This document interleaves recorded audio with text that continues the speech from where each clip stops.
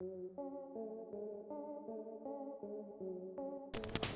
Friends, तो स्वागत है आपका हमारे YouTube channel Ayushman study point में। तो जैसा कि मैंने आपसे कहा था कि हम मैकेनिक्स का वाइवा क्वेश्चन बनाएंगे, तो आज हम मैकेनिक्स का वाइवा क्वेश्चन डिस्कस करेंगे। ठीक है, तो हमारा क्वेश्चन नंबर फर्स्ट है, what will B length of string for one round. ये क्वेश्चन मोमेंट ऑफ इनर्शिया से है। तो मोमेंट ऑफ इनर्शिया में जो एक राउंड हम जब एक स्ट्रिंग को लपेटते हैं तो उसकी लेंथ कितनी होती है, तो वो होता है 7 centimetre. Question number second, formula of moment of inertia. Moment of inertia formula क्या होगा? तो मोमेंट ऑफ इनर्शिया फार्मूला होता है I = mght² upon 8 n dash n plus n dash. I = mght² upon 8 n dash n plus n dash. Question number third, what is weight of pan and weight put in the pan. जो हम pen लेते हैं उसका wait कितना होता है, उसमें कितना वेट पुट करते हैं। तो पेन का वेट होता है 45 ग्राम और उसमें हम 200 ग्राम वेट को पुट करते हैं। ठीक है, क्वेश्चन नंबर 4 की बात करें तो what should the value of tan theta. Ten theta की वैल्यू क्या होनी चाहिए? तो टेन थीटा की वैल्यू जो है वो ग्रेटर देन होनी चाहिए 90 डिग्री से, 90 डिग्री से ज़्यादा होनी चाहिए। मतलब कि टेन थीटा की वैल्यू 50 से ज़्यादा होनी चाहिए। टेन थीटा की वैल्यू 50 आएगा, मतलब समझ लो आप यहाँ पे 50 होगा। 90 डिग्री ना करके आप यहाँ पे 90 डिग्री ना करके आप सिंपली लिख दो 50, tan greater than 50। Tan theta की वैल्यू 50 से ज़्यादा होनी चाहिए। ठीक है, what is N dash. N dash क्या होता है? तो number of revolution of flywheel. जितनी बार फ्लाईव्हील रिवॉल्व करेगा वही होता है एन डैश। ठीक, क्वेश्चन नंबर 6 है, what is unit of moment of inertia. Moment of inertia की यूनिट क्या होती है? तो उसकी यूनिट होती है gram centimetre square. What is the apparatus required for to find out moment of inertia। Moment of inertia को करने के लिए हमें कौन कौन से apparatus की ज़रूरत पड़ती है? तो उसमें है, पहला है flywheel, stopwatch, string, hook, pan, weight और स्केल। ठीक है, अब आते हैं हम कोफिशिएंट ऑफ फ्रिक्शन क्वेश्चन पे। तो कोफिशिएंट ऑफ फ्रिक्शन में पहला क्वेश्चन पूछा जाएगा आपसे कि what is formula of friction. Friction formula क्या होता है? तो फ्रिक्शन F = होता है म्यू एन। म्यू जो है वो है coefficient of friction, mu coefficient of friction होता है। तो हमारा फार्मूला हो गया F = म्यू एन। ठीक है, नेक्स्ट क्वेश्चन है, what is the apparatus required to determine coefficient of friction. Coefficient of friction में कौन कौन से apparatus रिक्वायर्ड होते हैं? तो सबसे पहले इसमें होगा adjustable wooden plane fitted with a pulley at its one end. एक वुडन प्लेन होगा जिसके कि एक एंड पे पुली लगी होगी। ठीक है, उसके बाद एक वुडन ब्लॉक होगा जिसके सरफेस पे नीचे की तरफ कॉपर की प्लेट लगी होगी। ठीक, सेट ऑफ सॉलिड वेट का सेट होगा एक। ठीक है, एक हैंगर होगा, थ्रेड होगा और होगा पेन। ठीक है, तो ये कोफिशिएंट ऑफ फ्रिक्शन निकालने के apparatus थे। अब बात करें, what are the surfaces between those we find coefficient of friction. हम किस के बीच में कोफिशिएंट ऑफ फ्रिक्शन फाइंड करते हैं? तो हम जो वुडन बॉक्स पे नीचे लगा होता है कवर प्लेट और जो वुडन बॉक्स होता है, इन दोनों के बीच में कोफिशिएंट ऑफ फ्रिक्शन हम फाइंड करते हैं। अगला क्वेश्चन है, is friction depend upon area of contact. क्या फ्रिक्शन जो है वो एरिया ऑफ कॉन्टैक्ट डिपेंड करता है? तो आंसर है नो। आप एरिया बढ़ाओ घटाओ, इस पर फ्रिक्शन डिपेंड नहीं करेगा। साथ ही क्वेश्चन अगला है, is weight depend upon weight of body. जो वेट है वो यहाँ पे फ्रिक्शन होगा, गलती प्रिंट हो गया है। यहाँ क्वेश्चन में है, is friction depend upon weight. Friction weight depend करता है बॉडी। तो यस, बॉडी का वेट बढ़ाएंगे तो फ्रिक्शन बढ़ेगा। अगला क्वेश्चन है what is formula coefficient of friction for horizontal position. Horizontal position के लिए कोएफिशिएंट ऑफ फ्रिक्शन फॉर्मूला क्या होता है, तो वो होता है mu equal to P by W, P effort upon W load. What is a friction, question number 14, what is a friction for formula of coefficient of friction for vertical position. Vertical position में coefficient of friction formula क्या होता है, तो vertical position में coefficient of friction formula होता है mu equal to P minus sine theta upon W minus cos theta. अगला question है what is the friction formula of angle of friction. Angle of friction formula क्या होता है, तो angle of friction को हम फाई से डिनोट करते हैं, angle of friction phi denote करते हैं, और फाई इक्वल टू होता है tan inverse mu, tan phi equal to mu, so phi equal to tan inverse mu. Phi होता है हमारा एंगल ऑफ फ्रिक्शन। अगला question, question number 16, what will be the percent of error, what will percent of error. ये question है आपका polygon से, polygon experiment इसमें है, तो पॉलीगॉन एक्सपेरिमेंट में परसेंटेज ऑफ एरर कितना होना चाहिए, तो उसमें जो परसेंट ऑफ एरर होगा वो होगा less than 5% under a specific limit. या तो लेस देन 5% होगा या फिर एक अंडर एक स्पेसिफिक लिमिट के अंडर होगा। ठीक है। What is method to use for weight. हम जो वेट यूज करते हैं वो किस मेथड में यूज करेंगे, तो आप देख लेना जो फोर्स F1 और F2 का जो वेट होगा और F3 और F5 का वेट होगा वो सेम होगा। मतलब कि जितना वेट आप F1 पर रखेंगे उतना वेट आप F2 पर रखेंगे, उसी तरह जितना वेट आप F3 पर रखेंगे उतना वेट आप F5 पर रखेंगे। ठीक है। ये क्वेश्चन नंबर 17 है। क्वेश्चन नंबर 18 की बात करें तो क्वेश्चन नंबर 18 कह रहा है what are the operators required to verify polygon's law of force. Polygon law of force को वेरीफाई करने के लिए हमको कौन कौन से ऑपरेटर की जरूरत पड़ेगी, तो उसके लिए हमको चाहिए एक फोर्स बोर्ड, एक set of weight, weightless string, thread, white paper, 4 adjustable pulley, ठीक, graduate mirror, drawing board pin and set square.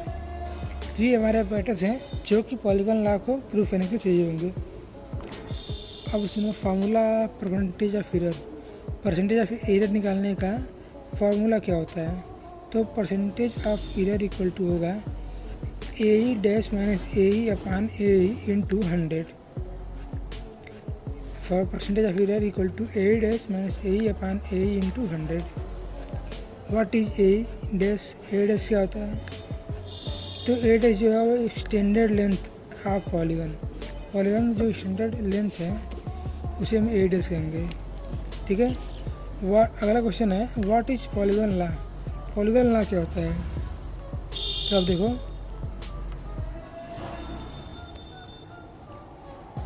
according to this law if any number of coplanar and concurrent forces are acting simultaneously on a body are represented in magnitude and direction by the sides of polygon taken in order, then their resultant is represented by the closing side of the polygon taken in opposite order.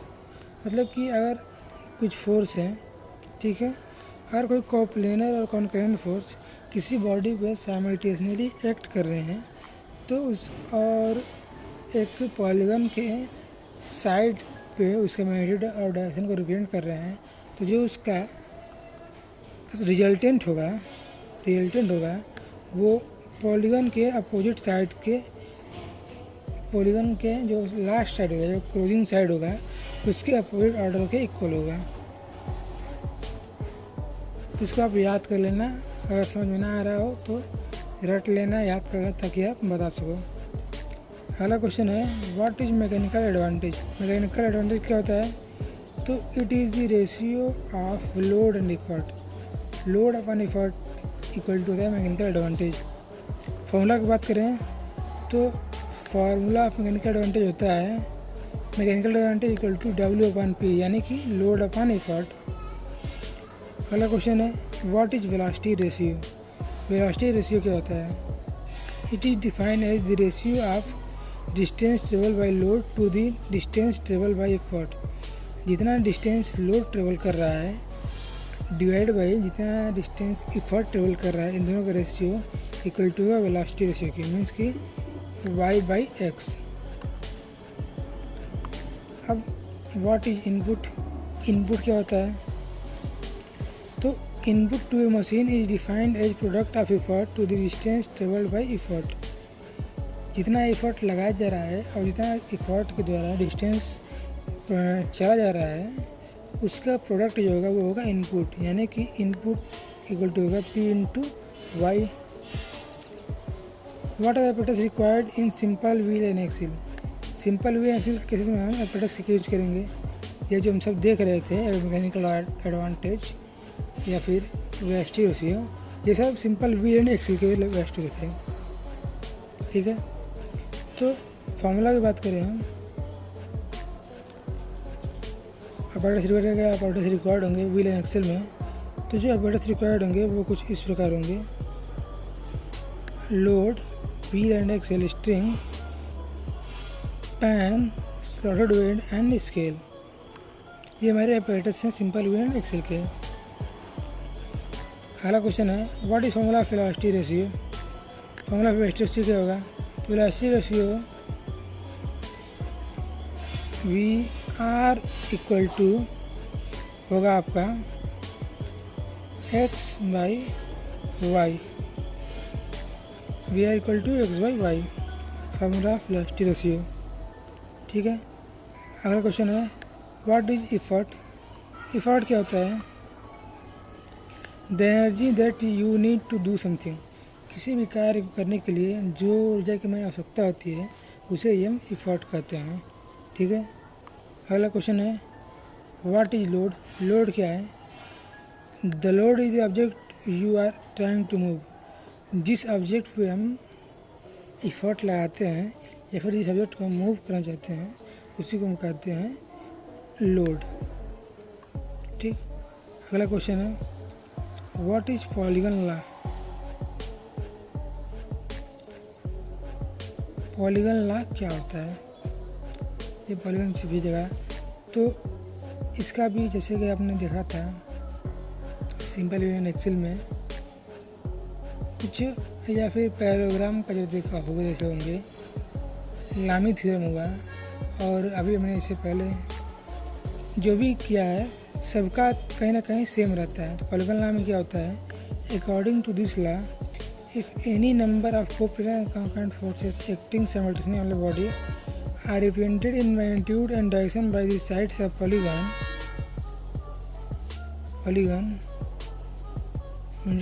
sides of polygon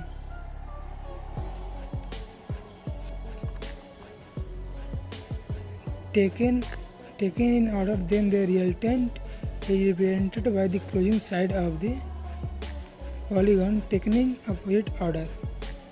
ये होता है polygon law. इसको आप रट लेना, सीधे आप कुछ करना नहीं है, सीधे आप पूरा रट लो।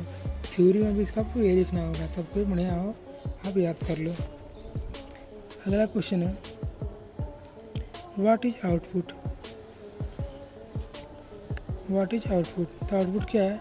Output to a machine is defined as product of load and distance travelled by load.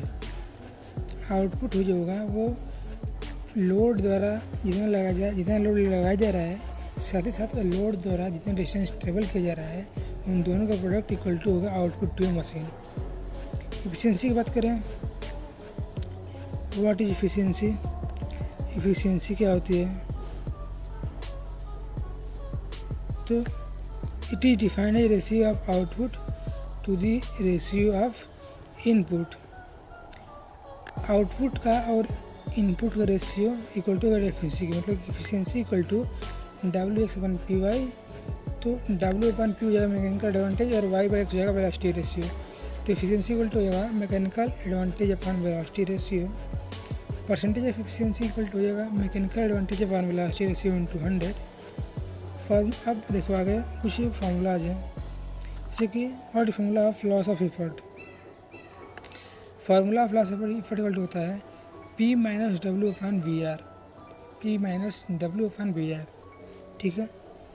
अब ये देख लो, मैकेनिकल एडवांटेज जो होगा हमेशा 1 से अधिक होना चाहिए ऑलवेज, इसी प्रॉपर्टी होती है। वेलोसिटी रेशियो ये हमेशा 1 से ज़्यादा होना चाहिए। आपने एक्सपेरिमेंट किया होगा तो आपको पता होगा कि वेलोसिटी रेशियो जो हमारा आता है, हमारा वेलोसिटी रेशियो 4 आता है, ठीक है। तो इस तरह से हमने मैकेनिक्स के बारे में क्वेश्चन देख लिए। ये 4 एक्सपेरिमेंट्स जो थे, polygon law, simple wave and axle, उसके बाद आपका coefficient of friction and moment of inertia, इन चारों से जो क्वेश्चन बनने वाले थे इसमें वीडियो में देखा हमने।